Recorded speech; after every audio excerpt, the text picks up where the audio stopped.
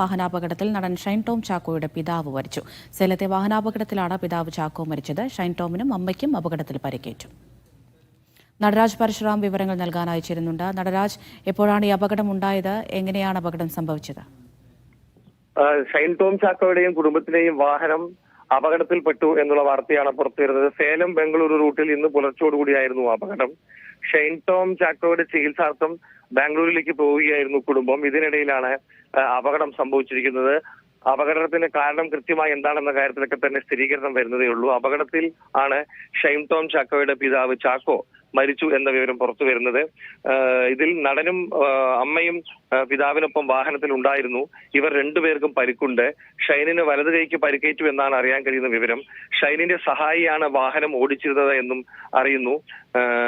ഇത് ഇവരുടെ ബാക്കിയുള്ളവരുടെ ആരോഗ്യസ്ഥിതി സംബന്ധിച്ച് കൂടുതൽ വിവരങ്ങൾ പുറത്തു വരുന്നതേ ഉള്ളൂ. ഷൈനിനും അമ്മയ്ക്കും പരിക്ക് ഗുരുതരം അല്ല എന്നാണ് ഈ നിമിഷം മനസ്സിലാക്കാൻ കഴിയുന്നത്. എന്തായാലും രാവിലെയോടുകൂടിയാണ് അപകടത്തിൽപ്പെട്ടത്. ഇവരിപ്പോൾ പ്രദേശത്തുള്ള സ്വകാര്യ ആശുപത്രിയിൽ ചികിത്സയിലാണ്. ഷൈനിന്റെ പിതാവ് ഈ വാഹനാപകടത്തിൽ മരണപ്പെട്ടു എന്നുള്ളതാണ് ഏറ്റവും പുതിയ വിവരം. വിഷയത്തിൽ കൂടുതൽ വിവരങ്ങൾ ലഭ്യമാവുന്നതേ ഉള്ളൂ.